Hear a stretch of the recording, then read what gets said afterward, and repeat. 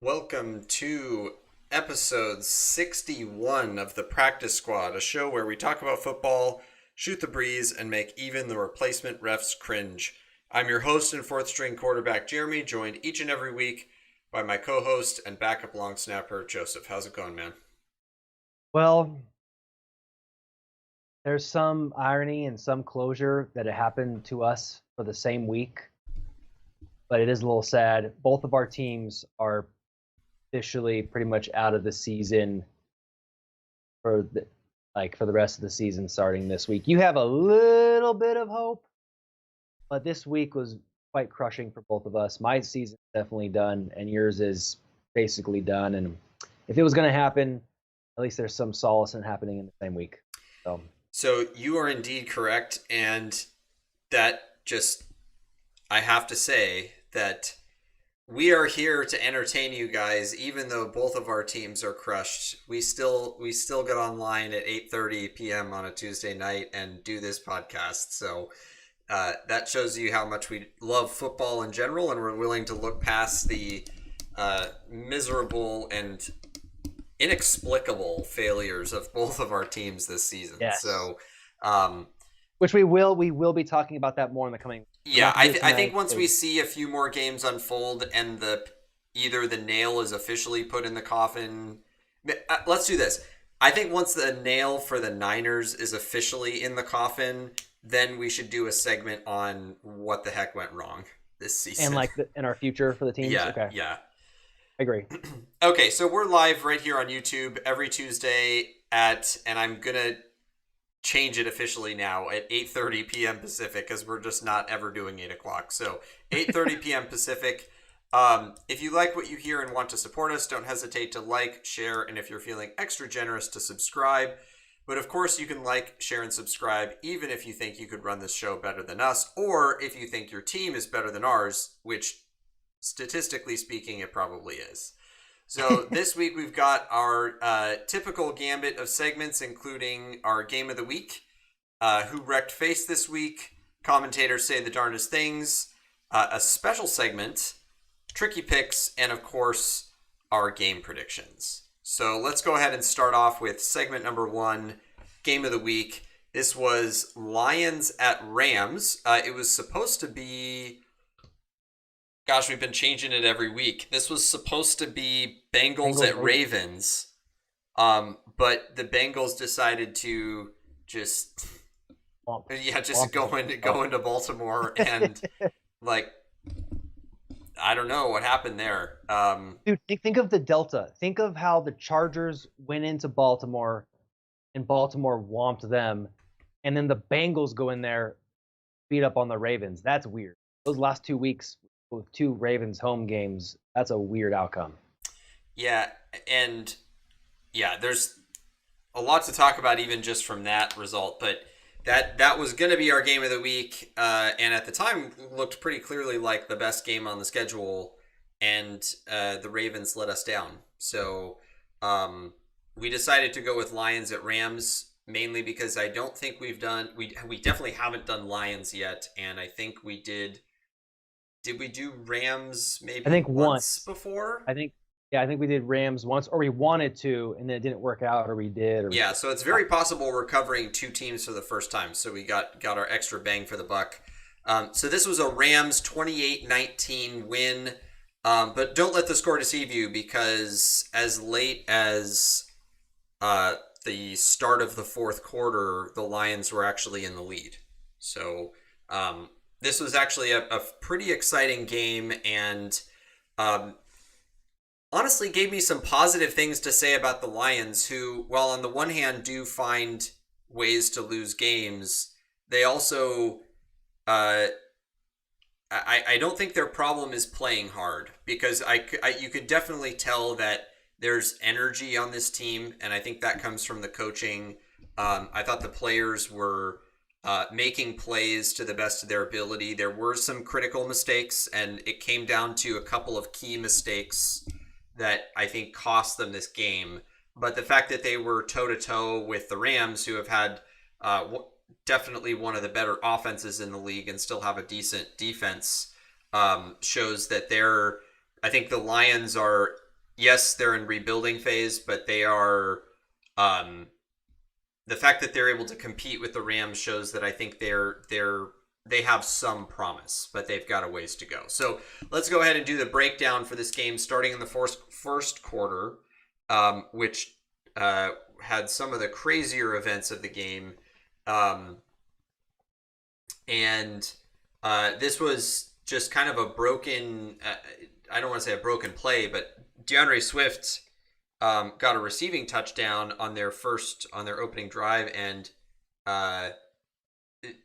Goff was under pressure. Actually, Swift almost fell down. His hand went to the ground, and then he was able to get back up without his knee coming down. He broke a couple tackles. He had some great receiver blocking downfield, and the Lions go up 7-0 to start off the game. And then just right off the gate, they decide to be kind of ballsy, and they make the decision to go for a surprise onside kick after their touchdown. And when I say surprise, I really do mean surprise. There really wasn't any reason for the Rams to think that they were going to go for an onside kick there. And with their formation, they disguised it really well. Like, the kicker just kind of slowed down right before he kicked the ball. There wasn't much warning at all, and you could tell that the Rams were caught off guard.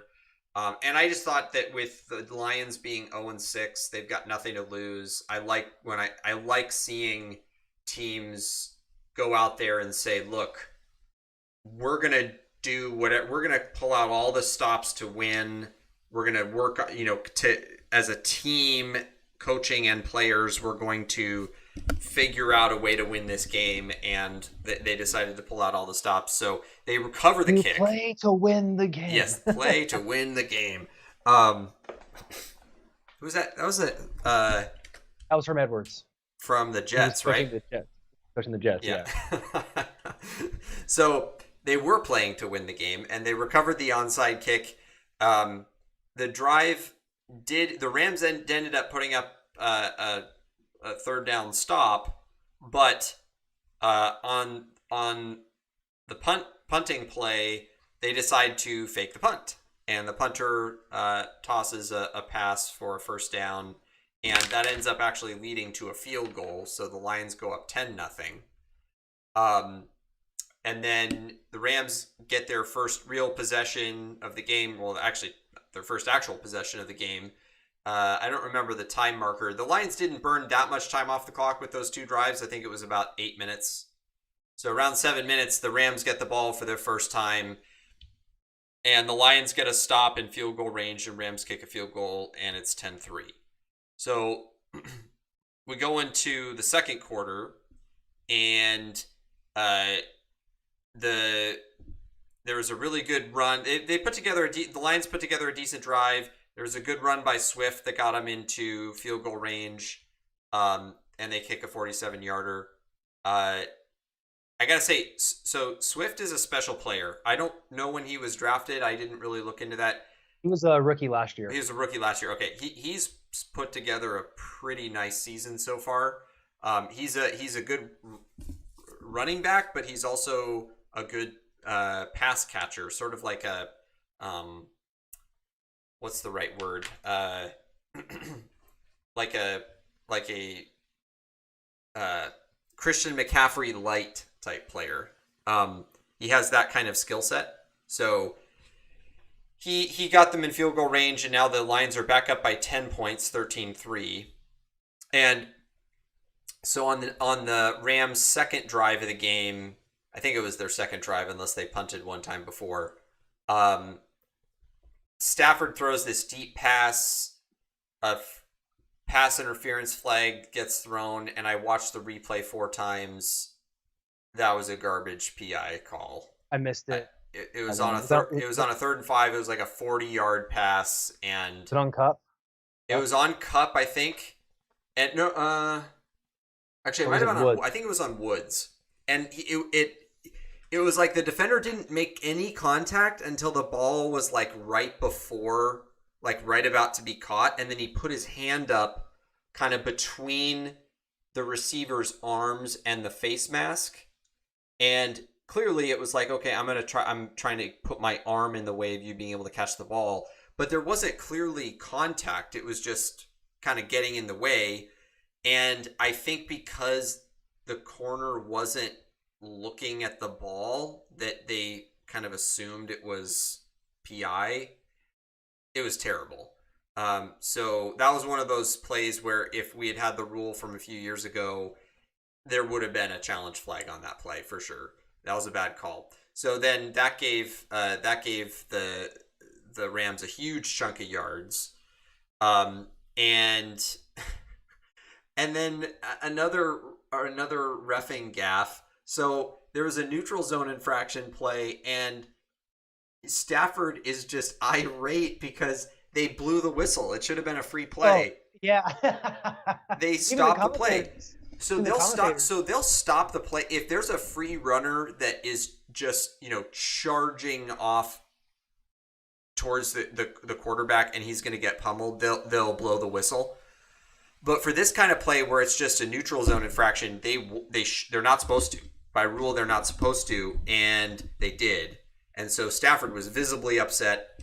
Of course, they get the yards, but that he. In Stafford's mind, he's probably thinking, I could have connected for a touchdown, or I could have connected for 30 yards or something. So that was a bummer for them. So I think there was sort of a little bit of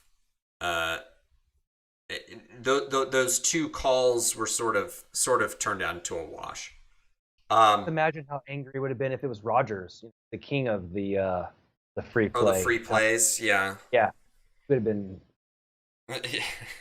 So then the Rams do end up turning that into a touchdown drive. Van Jefferson with a receiving touchdown, amidst good coverage too, in the end zone. 13-10.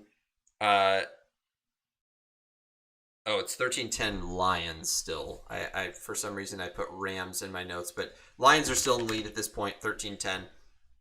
And then I think the next drive, the Lions just punt and the Rams get the ball back. And man, on this drive, Kupp and Woods just shred the secondary, and Stafford throws a kind of a short, weird pass, kind of almost like a lateral to Kupp for a touchdown, and the Rams take the lead 17-13.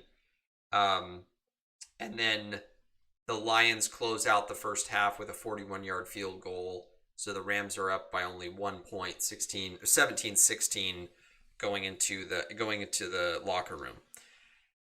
Okay, so then we start. Joseph, do you have any comments?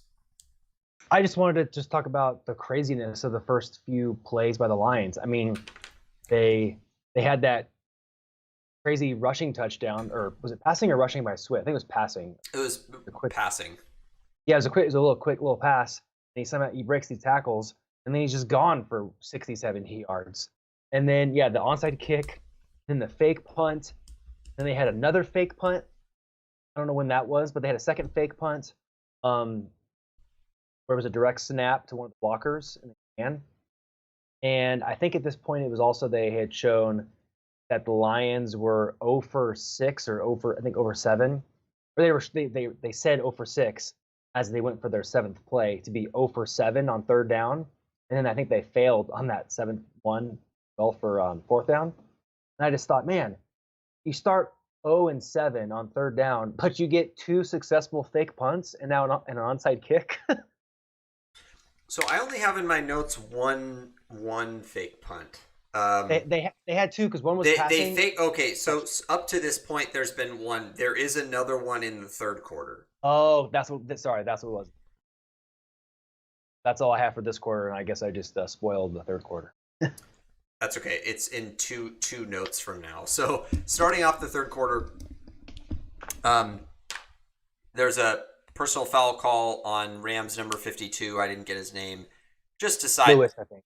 Yeah, just decides to throw a player onto his head for some reason. I mean, that kind of stuff. They were blowing the whistle for so long. The whistle was being blown multiple times. And then it was just like one of those, I'm going to show you that I'm on steroids and I'm stronger than you and throw you on your head. And got the easiest flag in the universe. And then the Rams make a stop, but the Lions fake another punt, get a chunk of yards. And they actually get into the red zone. The Lions get into the red zone, and on 3rd and 1 and 4th and 1, the Rams stop the Lions, and it's a turnover on downs. I thought so. I appreciated the aggressiveness. I don't remember the Lions coach, but I appreciated his aggressiveness. Oh, is it Campbell? Okay. But he should have taken the points here. I get that you want to score a touchdown. The Rams have a good offense. You want to keep pace with them, but you have kept pace with them. It's 17-16. You're not down by 2 touchdowns. If you kick the field goal, you're actually going to take the lead. I thought they should have gotten the points here, and gone up 19-17, and they didn't. So the Rams get the ball. I think it was at like their 5 or something. And then there was an interesting play where there was a pass to Tyler Higbee, which I guess after review was called incomplete, and then but there was illegal contact, so the Rams got a first down and 5 yards.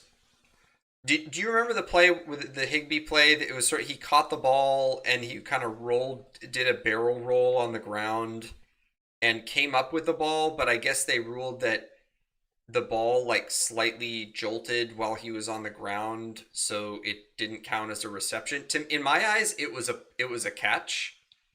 It's so vague. I'm not going to comment on it because vague memory. Okay. I remember there being a Higbee play. I don't know if it was that one or not, so I don't know. Yeah, it was a good 20, 25 yard pass, and they called it incomplete. But then, of course, like I said, the Rams get the first down anyway because of the illegal contact penalty. And so then the Rams go for it on 4th and 1, but they don't get it. So Lions put up a good defense. And then the Lions get the ball back, and they drive all the way down. And then Goff on 3rd down, he just throws behind Swift. He just misses him. And Swift would have had an easy touchdown. Oh, yeah. It would have been an easy touchdown. There was nobody there. And it forces the Lions to kick a field goal. So now it's 19-17. It should be at least 22-17, but it's not. So Lions are up 19-17. So now we start the 4th quarter. And I mean, the Rams do what the Rams have been doing all season, which is Stafford connects with Kupp and Woods, and especially Kupp, and they get in the end zone again, and 2-point conversion, so they're up 25-19. And I did notice, so that the Lions had some success running the ball in the 4th quarter, and they get all the way down again to the red zone. The Lions were moving the ball. That was not the problem. If you look at their score and say, 19 points, like, they were moving the ball a lot more than the score would have you believe. But Goff threw an interception in the end zone to Jalen Ramsey. And I think it was just because he got hit as he threw, so the ball was floated a little bit, and Ramsey got it. It didn't look like a bad interception to me. And then the Lions are able to stop the Rams for a field goal on the next drive, but it doesn't really matter because it puts them up by 9 points. So it's now 28-19 with 58 seconds left. So there wasn't really anything that they'd be able to do unless they got a Hail Mary and an onside kick. So in a last-ditch attempt, they do try to complete a pass, but it bounces really high up off of the receiver's hands, who should have caught it. And it was Nick Scott, a player I've never heard of before, makes an epic diving catch for an interception to close out the game. Sealed the game. Rams kneel down. Game over. 28-19 win. And the Rams are now, 6-1? I think. Their only loss was... Now I need to know. Los Angeles Rams, trusty ESPN. It was to the Cardinals. They got romped by the Cardinals. They've won all their other games. So we were talking at the beginning of the season, are the Rams for real this year or not? And I don't think I said I wasn't a believer, and I think I don't remember what you said. Did you? I was not. Yeah, I was not. I think we both were kind of iffy about them, but so far they've been pretty solid. One thing I did notice, I just have a couple of kind of general game comments. I already made my comment about the Lions playing hard, and they made a couple of critical mistakes. There was the missed touchdown to Swift. That was huge. And then I thought the not taking the points in the field goal range on 4th and 1 was a mistake too.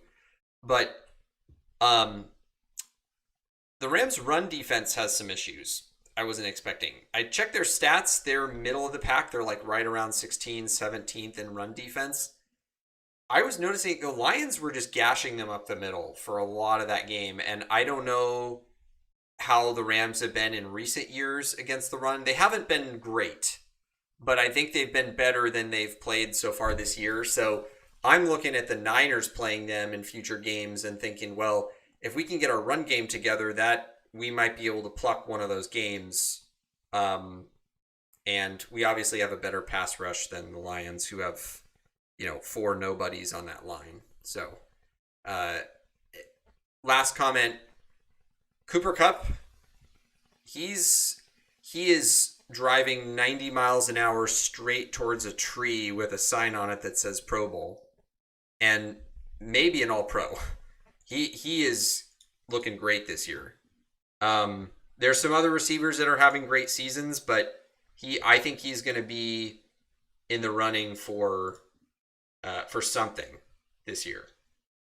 I'm looking at the receiving stats. So he's currently, let's see, Cooper Kupp. So he has the most receiving yards after 7 games. There are some other good receivers that have only played 6 games. But he leads the league with 809 yards after 7 games. Say that again? 809 yards after 7 games. Dude, unless something crazy happens, even on a 16-game schedule, he would get 1,500 yards. Yeah, so on a 16-game schedule, he's on pace for 1,849 yards. Which is like, what, top 3 of all time, I think? Yeah, so if he's on pace for an All-Pro, and yeah, wow. I didn't realize he was number 1. I should have looked this up before, but yeah, he's number 1 right now. He also has 9 touchdowns, which is also leads the league. And he has no fumbles. Yeah, he's catching 116 yards per game right now. The closest receivers to that are Deebo Samuel at 108 and Jamar Chase at 108. So, yeah. Anyway, that's it for my comments. I just thought that was kind of cool to look at what Kupp did and his performance. Needless to say, he wrecked face this week. So we're going to talk about him in just a couple of minutes. I won't spoil the stats, but. And really quick, just curious to see his reception to target ratio. Math really quick. Here, 50s. Oh, 56 out of 81. Not bad. 69%. That's not too bad. That's not too bad. And who knows if those were, bad throws or whatever, but that's still around 70%. It's actually pretty decent. So, yeah, and a 14.4 yards per reception average is pretty solid too. So, hey, he's having a great season. Is our next segment Wreck Face actually? Is that ironic? Yes, it is ironic. So, segment number 2, who Wreck Face this week? We've got 2 quarterbacks, 2 rushing, I'll just say, and then I think we have 4 receivers? 3 or 4? 3 or 4 receivers, 4 defensive, and then 3 got wrecked. So we kind of got a smattering. So Joseph and I each have a quarterback. Joseph's going to do rushing and receiving, and then I'm going to and one wrecked face got wrecked, and then I'm going to do defense, and the other two got wrecked. So, And why don't you lead off with your quarterback? 3 got wrecked. I think record. I think that's I record. think for it us. is. Yeah. All right, my quarterback is. And by the way, disclaimer: Jeremy and I discussed this beforehand. Quarterback this week was very difficult. So I have Derek Carr, 31 of 34, which is like a 91%, 323 yards, 2 touchdowns, 1 pick. It's hard to ignore that he was 91%, and not 91% on like 15 or 20 attempts, but on 34 attempts. Obviously yards per completion is lower, but that's less relevant if you're almost every pass. So I'd have to watch the game and see context of the touchdowns and interception. But he has over 300 yards.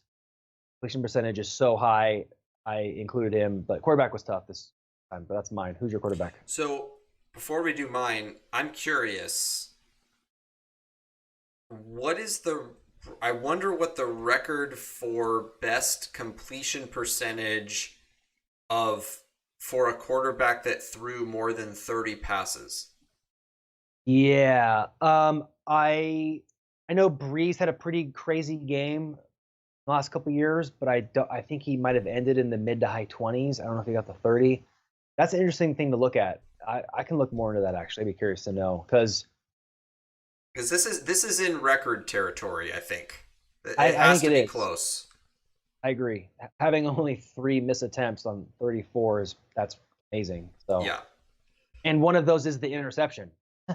Right. So yeah, I don't know. That's insane. So I don't know.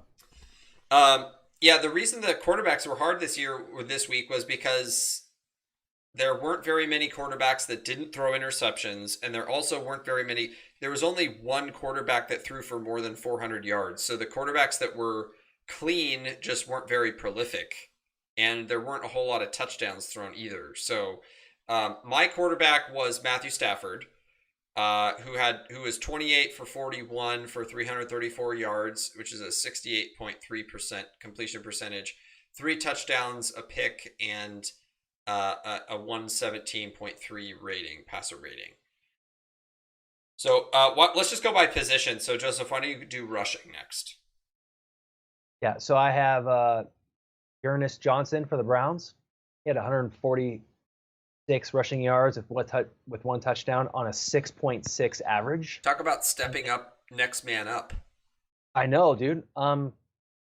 Big win for the Browns. That was must win. That was a must win for their playoff hopes. And it cemented the fact that Broncos were not. Can you believe it? When you asked me that a few weeks ago, well, I think that cemented. No, you cannot.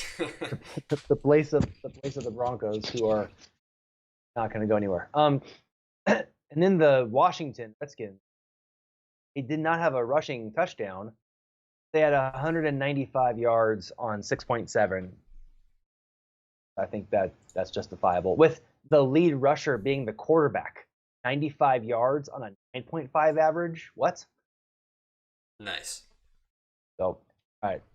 Next is receivers. Okay, I'm going again. All right, so we mentioned his name already, Cooper Kupp. 10 receptions, 156 yards, 2 touchdowns. Then Kyle Pitts was a tough one to watch. Dolphins game. Get some good receptions. 7 receptions for 163 yards. That's a 23.3 average. Alvin Kamara, I guess a receiving hybrid, but he had a better receiving game. So he had 51 rushing yards, though not the greatest average, but he had 128 receiving yards, 10 receptions, and a touchdown. So, when you total over 100 and almost 180 total yards, that's worthy. And then, the irony is this sealed the deal on why I did not go 4-0 in tricky picks, why you edged out a little bit. Remember that crazy list of what would happen in the Ravens Bengals game of like, oh, will this happen? 80 points, 8 touchdowns, whatever. But one of them was Jamar Chase having there are 3 receiving touchdowns or more than 160 yards receiving, which he did. He had 201 receiving yards and a touchdown, which was 82 yards long. There's also another thing on that list. Will there be a play 77 yards or longer? And they both happened. So Ja'Marr Chase looking great. I think him and Kupp. Chase is definitely looking like rookie of the year. I definitely say he's rookie of the year right now. I agree. And could even be a all-pro pick. That's receivers. All right, then we're going to do defense. Deion Jones, linebacker for Atlanta, another one that stings Joseph a little bit. 15 tackles, 3 tackles for loss, and a sack. Nick Bolton in Kansas City's pathetic game against the Titans this weekend. 15 tackles, 4 tackles for loss. That's what you call living in the backfield. Devondre Campbell, linebacker for Green Bay, 13 tackles and 2 forced fumbles. And then lastly, Demario Davis, linebacker for the Saints against the Seahawks, 10 tackles, 2 sacks, 4 tackles for loss, and a pass defended. Thank you, Demario Davis, for pretty much ending Seattle's season on Monday night. And then got wrecked. I guess I'll go first, and then Joseph, you can close out. So there are 2. I have Panthers passing attack, more like passing flop. 19 for 39. This was combined because it was Sam Darnold and whoever their other guy is. I don't know. 19 for 39, which is 48.7%, for 117 yards. That's a whopping 3.7 yards per completion. Oh my goodness. Or sorry, no, 3.7 yards per attempt. It's more than that per completion. It's like 5 yards, 5.5 yards per completion. 1 interception, 6 sacks for a combined 47.6 rating. And the QBR is atrocious. Yeah. Yeah. And then the Bears, just the Bears, scored 3 points against the Bucks and had 5 turnovers. Yeah, that's pretty bad. Yeah, mine's bad, but those are worse. So I have the Texans rushing. They had 42 rushing yards with no touchdowns and a 2.8 average. Not going to get it done. No, it's not. Okay, so our third segment of the night is commentators say the darndest things. So I have one quote, and I know Joseph has one. And did you want to save the best for last? Yes, okay. I'm going to go first. All right. So this one, I recommend listening to this one because this is way better to listen to than just me saying it. Sometimes you can't always capture either the excitements or, our great Kevin Harlan, right? One of the best. Him and Gus Johnson, they're a little different, but the unique energy and what they say. So this is in the third quarter, and Burrow throws to Chase, and he has that 82-yard touchdown. I'd recommend listening to it because he catches it right, and it's like he's going to be just tackled right there. And then he escapes these tackles and then runs for another 50, 60, 70 yards for a touchdown. And he catches it, and he gets kind of spun around almost like he's going to get tackled. And Kevin Harlan, voice is like, he had him in a blender, and there he goes. Yeah, it was exciting. So, nice. I feel like Kevin Harlan could he could call people shopping at a supermarket and make it exciting. That's when you know you got the announcer talent. So the second quote is from the Thursday night football game, which was a very boring game. Don't go back and rewatch it. It was not fun. That was the Broncos at Browns game. That was a Joe Buck, Troy Aikman game.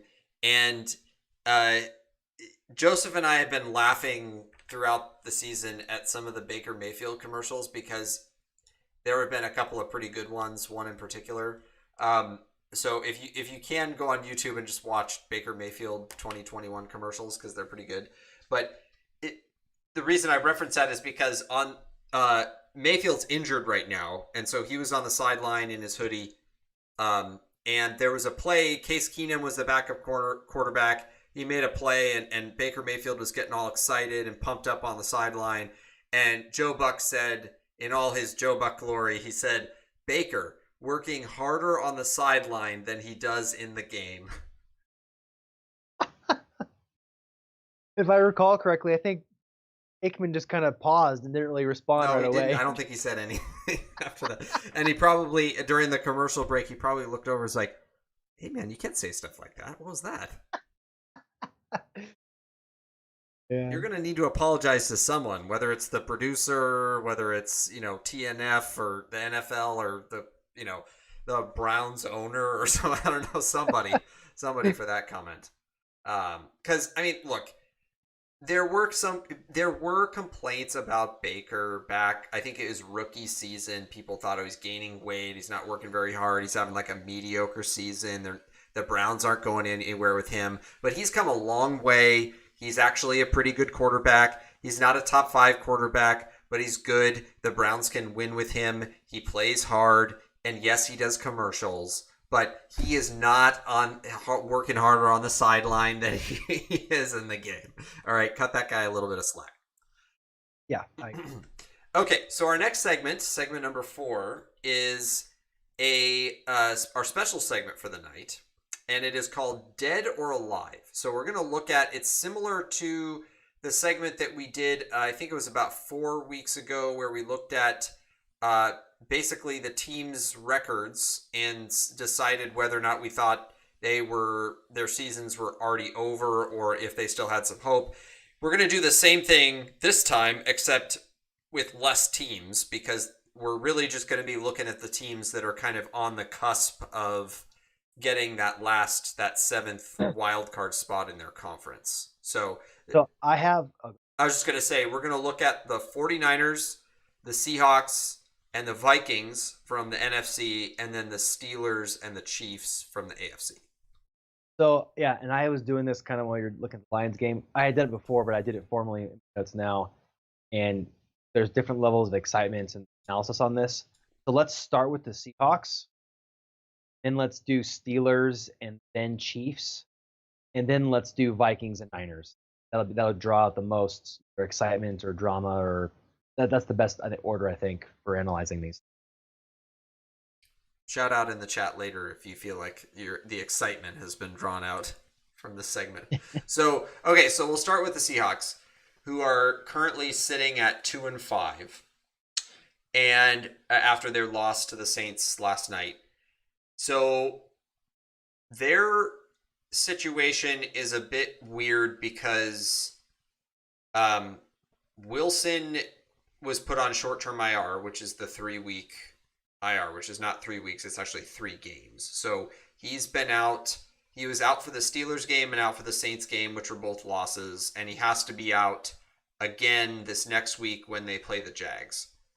But he is eligible to come back the next week, which means that there will be 9 more games potentially that will be played with Russell Wilson at the helm. So there is some unpredictability as far as how they're going to play with him versus without him and when he'll be coming back. So their record was a little bit tough to decipher, but when I looked at their schedule, I saw the way I broke it up was wins, losses, and then toss-ups, basically. So on their schedule, I saw 5 wins, 4 losses, and a toss-up. So to me, they're looking at a 7-9 record with 1 game that could go either way. So, yeah, the way I did it for Seattle was just I assumed the best case scenario and Wilson coming back right away, and I see 7 wins max, like absolute with Wilson, and he comes back against the Jags, which is going to happen. Though I think they might beat them anyways. Who knows? Actually, I'm not sure about that. But yeah, 7 wins max, and then 4 wins without him back, a little bit later kind of thing. So 9 wins is an absolute max. 7 to 8 is more reasonable. I think that's enough to say that they're done. I have discussed earlier that 9 might be acceptable for a team to get to the playoffs this year, but for the 7th seed. But I think they're at least 90% done. So yeah, just to give some context to this discussion. So there's 7 total playoff spots in each conference. So if we're looking at the NFC specifically, we're assuming there's a couple of background assumptions that were made to choose these 5 teams. So the first background assumption is Cowboys are going to win their division and no one else from the East is going to make it with a wild card spot. The North, the Green Bay Packers are going to win their division, and the Vikings are the only team that is even potentially going to get a wild card. Then in the South, the Bucks are going to win, and the Saints are the only team that are going to be competing for a spot. For a little while, we thought maybe the Panthers, but then after they got killed by the Giants, we said no, they're not. They're not for real. So the Saints are the only team competing.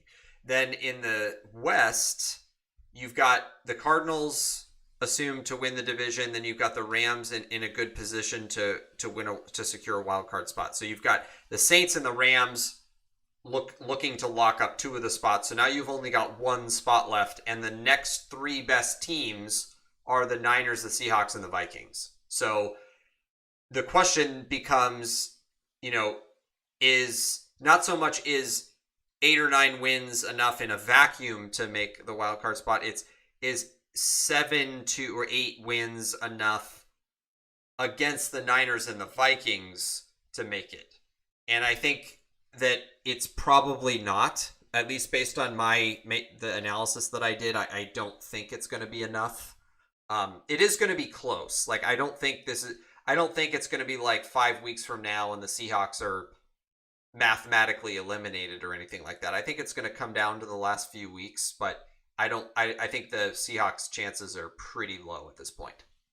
Yeah, no, that's fair. And then you wanted to do Steelers and Chiefs next?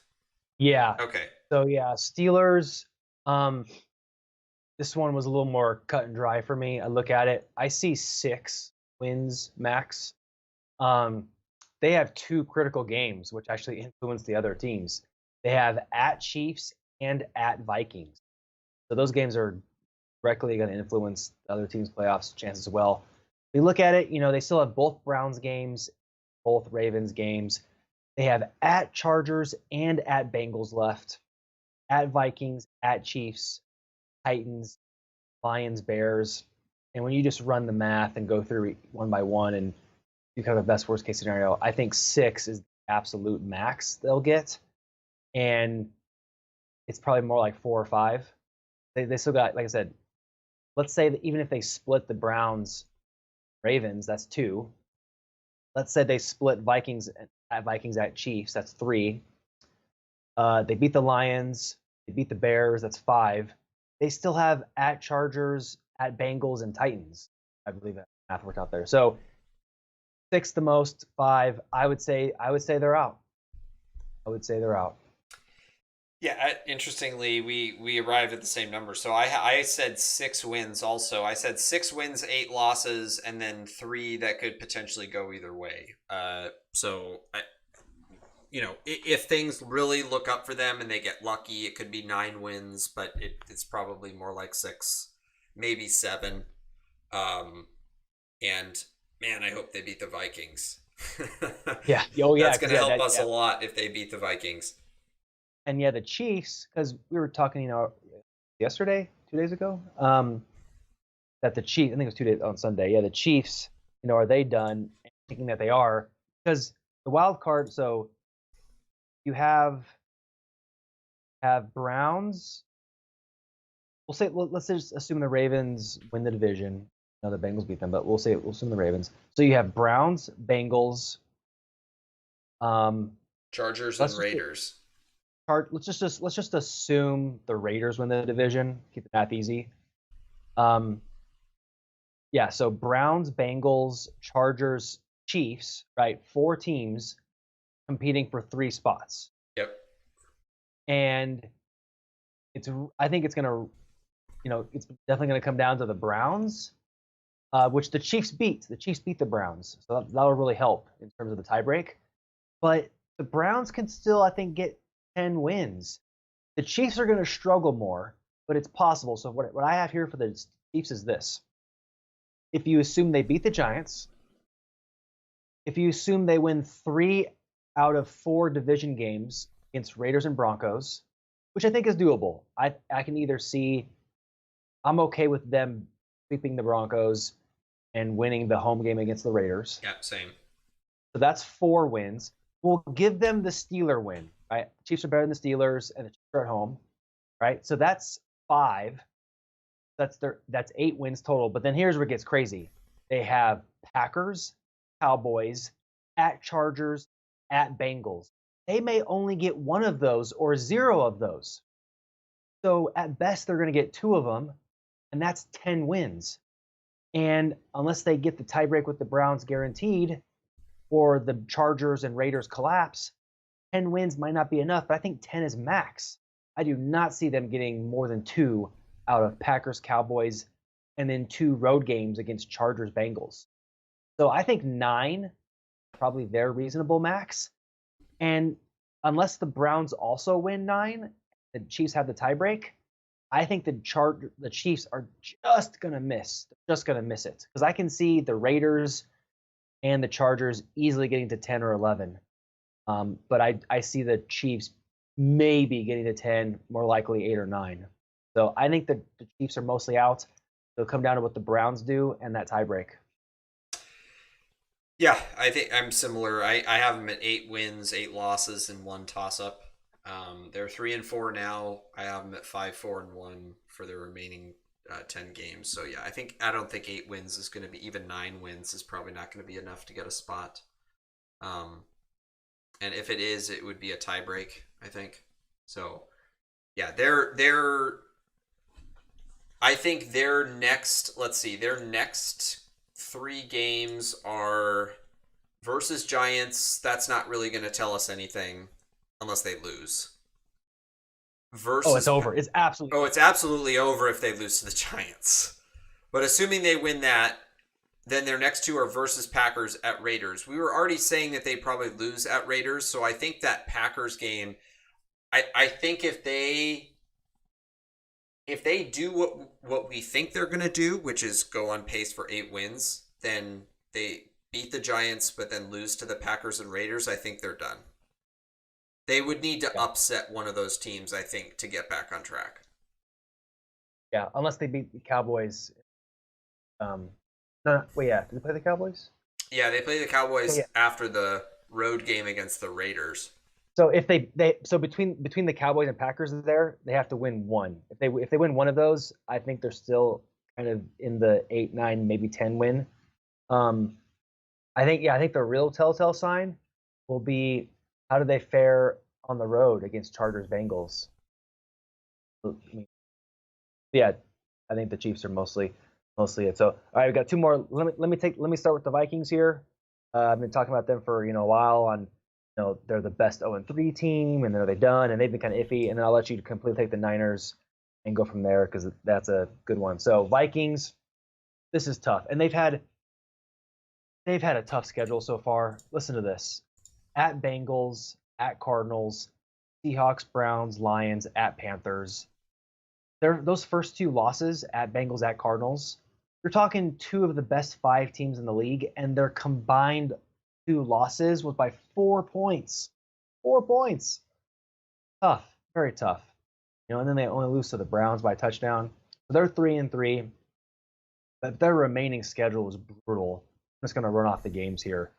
Cowboys, at Ravens, at Chargers, Packers, at Niners, at Lions, Steelers, at Bears, Rams, at Packers, Bears. That's rough. That is rough. The way I see it is this. I see 3 to 4 more wins for those easier kind of games. And then the ones that make it really interesting is Cowboys, at Ravens, at Chargers, Rams, and then at Niners, I think. So I see the Vikings getting that 6 to 7 mark, and then you throw in that critical Niners game, and then some difficult road games. So the Vikings are interesting because they've played good teams so far. Most of their games have been close, besides the Seahawks win. I don't really know. I can see the Vikings getting 7 wins. I can see them getting 10 wins. they're probably the toughest one to analyze. What I can definitely say is this: the at Niners and the Steelers game are incredibly critical. Yeah. And that's you assume the road losses, the Ravens and Chargers, then and Raven, then it really comes down to how are they going to fare against those other teams for a tiebreak scenario. So I don't know. I don't think their season's done. It's up in the air, but their fate so intermingled with the Niners that it's difficult to analyze, and I'll let Jeremy take Lily the next one. Yeah, but I'm on the same page with you. They're at 3-3 now. I have them as a 8-7 with 2 toss-ups. So I think they're going to be in the hunt, but I agree they're a very difficult team to analyze just based on how difficult their schedule is. So we'll round out this segment by talking about the Niners. The Niners are 2-4. They've got 11 games left. They've got 4 more division games left. I assumed for the sake of argument that they're going to go 1-3 in their 4 division games. That's fair. But what's interesting is that they actually have a really easy schedule outside of that. So they have at Bears this next week. Then they have at Jaguars, just listing the easy games. They've got at Bears, at Jaguars, versus Falcons, versus Texans. To me, those are all wins. So you've got 4 more wins in there, and then I tack on 1 more win from 4 division games. So you get 5 wins from that. 3 losses from the division, so that would be 5-3. And then you've got versus Vikings, at Bengals, and at Titans. So and Seahawks. I didn't hear you say at Seahawks as well. Well, at Seahawks, that's the division. Oh, I'm sorry. Yeah. Duh. You're right. So there's the 3 games left after that. So that would put them at 7-7, and then you've got 3 games left basically. And I said at Bengals is a loss, and then I said they'll win one of either the Vikings or the Titans game, and then the third is a toss-up.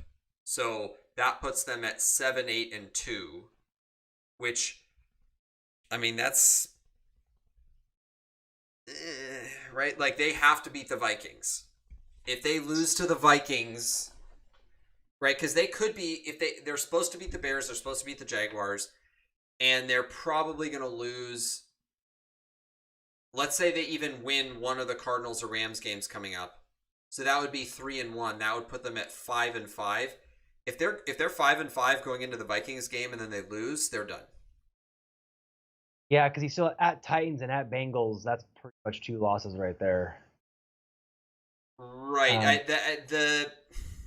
I want to think we can beat the Titans, but we'll see. That game is so late in the season. I think we'll have a better picture of where these teams stand with injuries and everything.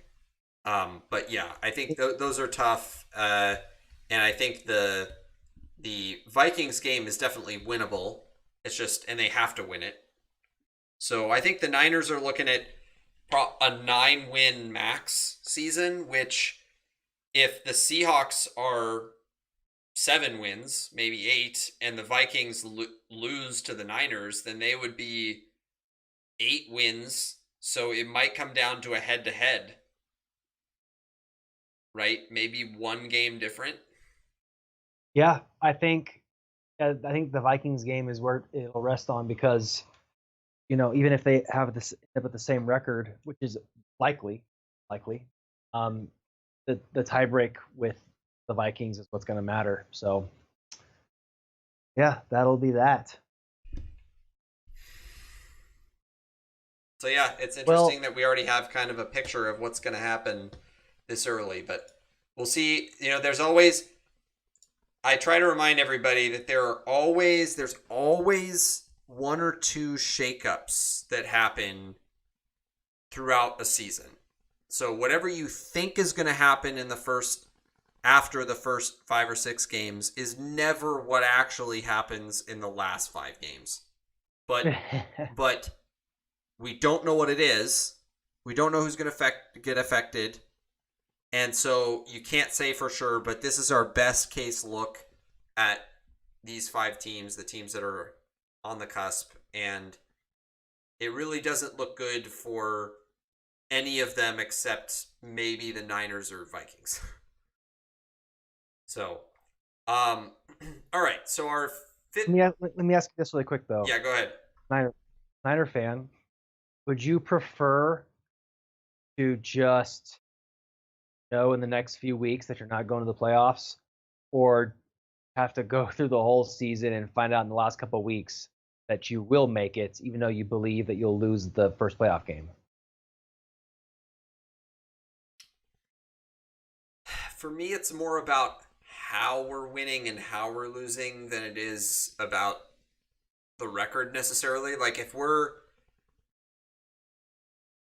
I would rather make the playoffs and then witness a loss in the first round than find out 2 weeks before that they're not in it.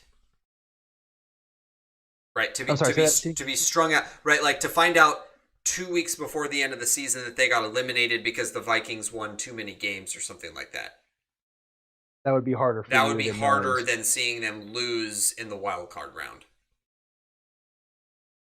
Okay.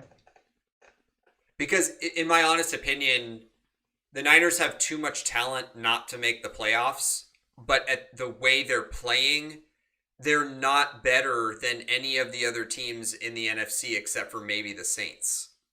But they wouldn't be playing the Saints in the wild card round, so that doesn't matter, right? So if you're talking about have the best team win, it wouldn't be the Niners. And also the whole other wrench in this is, when is Lance going to play? Right? Because if he gets hot and pulls like a Kaepernick in 2012, I'm going to be devastated. If they go in hot and then lose, that'll be crushing. But it'll be encouraging at the same time, because then it means we're going into 2022 with a lot of hope. Yeah, and the Saints are weird because they don't have. We'll do this here. They're 4-2, but I don't really trust the Saints. I honestly don't. And just very quick here, say 1, 2, maybe 3, 4, 5, 6. They can get 6, but it's not a guarantee. So who knows, man? Who knows if the Saints get a little funny on us? They only get 8 or 9. Now they don't play the Vikings or the Niners, so that'll be interesting how it shakes up. But yeah, we will see. We'll have to kind of re-examine things in a few weeks because we'll have a lot more data by then. I think we'll be able to know within the next 3 to 4 weeks what's going on. Yeah, agreed. All right, so moving on to our 5th segment, Tricky Picks. I think we got 1 for tonight. Is that right? Or did you break it up into multiples? 1 game. I was able to get a bunch out of it. So okay. So 1 game with multiple picks. All right, cool. Yeah. So last week, I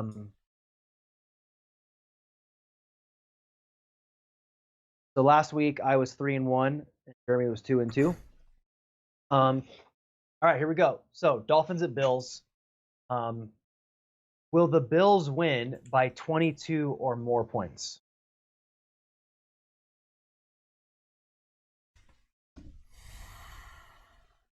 No. All right, I said no as well. Will the Dolphins score at least 19? Yes. Yes. Will Josh Allen have at least 75 more passing yards in Tua? I thought you were going to say, will Josh Allen have his 14th birthday? So what was the question? Josh Allen have at least 75 more passing yards than Tua? No. I said yes. Will Josh Allen have at least 4 total touchdowns?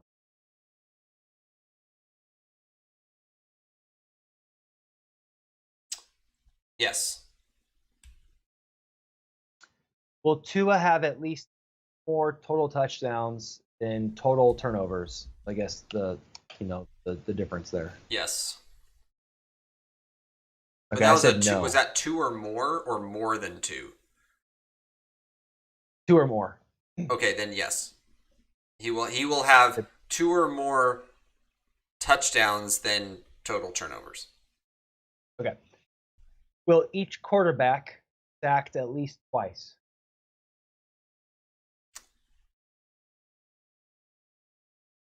No. Last one. Will the Bills combine rushing and passing? This is not net because net would include sack yards, which I'm not going to do. Will the Bills rushing and passing combined be at least 150 more yards than the Dolphins? No. Okay. All righty. I'm thinking this is going to be a reasonably close game. I don't think you guys are going to get killed like you did the first time. I think it's going to be close. The Bills are still going to win, but I think this is like maybe like a 10 or 13 point win kind of game. Okay.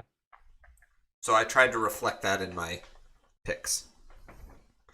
And just to update from this last week, so I was 2-2, and Joseph was apparently 3-1. So I'm sitting at 12-19. Joseph is up by 1 at 13-18. So I might just, stop mentioning that in future weeks because it's so terrible.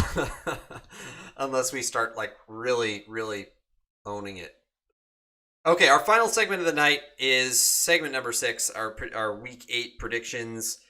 This last week was not too shabby.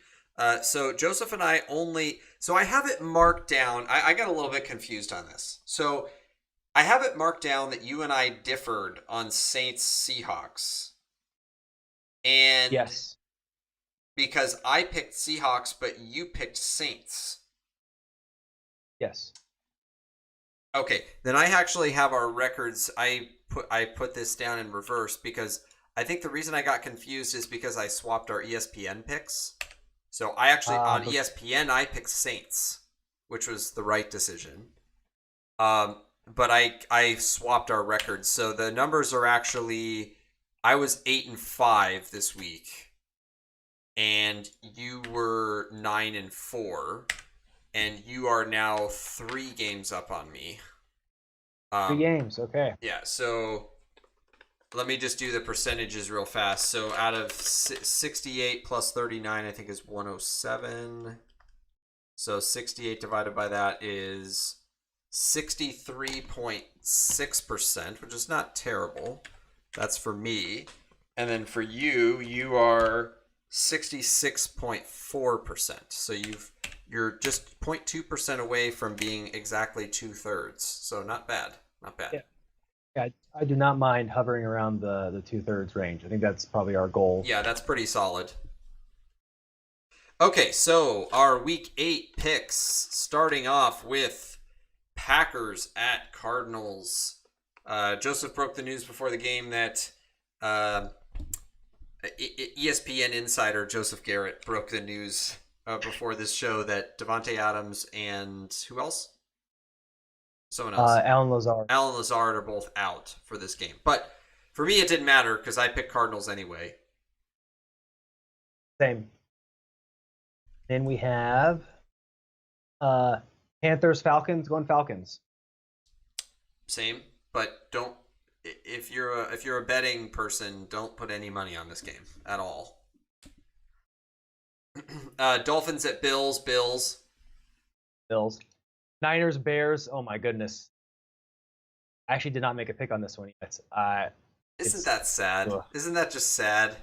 This should be one of the easiest choices of the week, but it's not, and it's really terrible. Is it 100% certain that Jimmy's starting? Yes. I guess it's not. It doesn't really affect my. But it is. But so Lance was not available to play against the Colts. It looks like he will be available to play in a few packages and stuff because his knee is still getting better, but he won't be starting. So yeah, Jimmy's starting. I'll go Niners. Okay, I'm going Niners too. I do think they have a slight statistical edge to win, but I also this is my last ditch. I gotta pick them on this week. And Fields and them are just like it's up in the air. You know, Fields could have a atrocious game or actually have a decent game, and who knows? So yeah, that one's tough, man. I do not envy going into that one. At least for me, I'm very confident that we'll lose to the Bills. All right, All then right, we've got Steelers at Browns, and so I had a note here that Browns if Mayfield plays. so I'm gonna go Browns regardless. I think Case Keenum can, probably one of the better backups in the league. They're at home. They have that solid run game and a decent defense. I think that they'll just be able to put enough pressure on Big Ben and still be able to um, um, be solid for the offense. So I would go Browns either way, actually. Okay, all right. I'll keep And then we have my conditional. okay, we have Eagles at Lions. Ugh.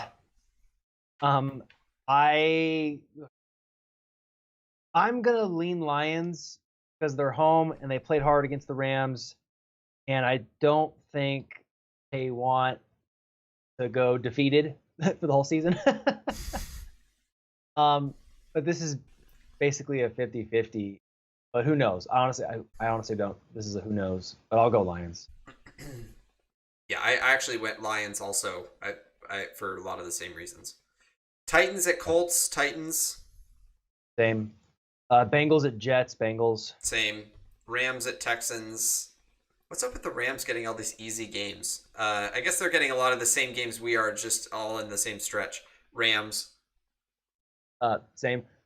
Patriots. Chargers. Chargers. I actually think the Chargers are hoping eliminate.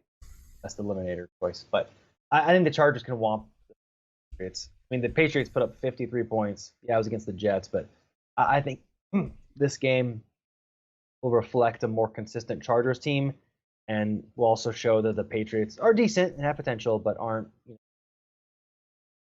I think the Chargers win by at least 2 touchdowns. Same. Jaguars at Seahawks. Seahawks. So I struggled. I picked Seahawks originally. Going Jags. Oh, all right. All right. Jags. I mean, Seahawks have struggled the offense, and I think the Jags are slowly ticking up. And with these rookie quarterbacks, especially ones that have potential, like who knows what they could do on a given week. And I'm just going Jags. Okay. All right. Washington Redskins versus Denver Broncos, very tough.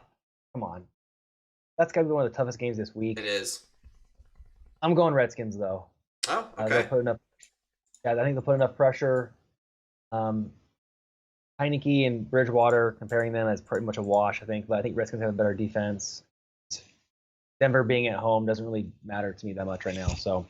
So you're not a Broncos fan anymore, huh? Tonight was the night, October 26th, 2021. Joseph is no longer a Broncos fan. It took 6 years, but here we are. I'm going Broncos, actually. This was a really tough one. I think this is going to be a low-scoring, boring 50-50 toss-up kind of game. But I'm going Broncos. Bucks at Saints. I think this might be a little bit of a trap game for the Bucks, but I'm gonna keep just like you're picking Cardinals until they lose. I'm gonna keep picking Bucks until they lose. In parentheses, the Rams game, but I'm gonna keep picking Bucks. I'm going Bucks. Yeah, I'm going Bucks as well. Actually, I think the next game, trap game, Cowboys at Vikings. I think that's a trap game. I'm still going Cowboys, but I wouldn't be surprised if the Vikings win. That could go neck and neck. Okay, you're going Cowboys. Interesting. I'm going Vikings on this one. All right. So we've got 3. Sorry, you said you're going Bucks, right? Yes. Okay. All right. Wait, don't we have 4 differences so far? 3. Okay. Wait. What are they? Sorry. Jaguars, Seahawks, football team, Broncos, Cowboys, Vikings. The You're right, Steelers okay. Browns is only different if Mayfield doesn't play, which I don't think he is, so it's probably going to be different. Okay. And then the last game is Giants at Chiefs. Chiefs. Same.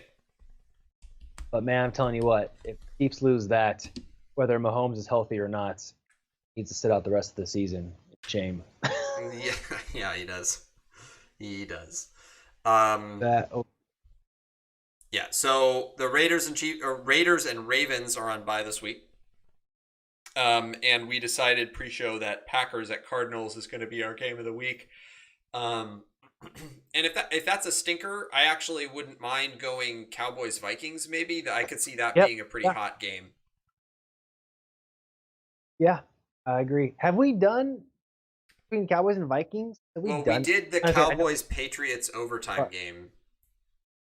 Bucks. Cowboys Bucks. We did that too. So we did Cowboys Bucks, and then we also did the Cowboys Patriots from wasn't that last week's game? Yeah, you're right. It's funny. When you said that was a hilarious misunderstanding. Because when you said that, I thought that you were thinking that Tom Brady was still a Patriots, because I was thinking the Bucks game.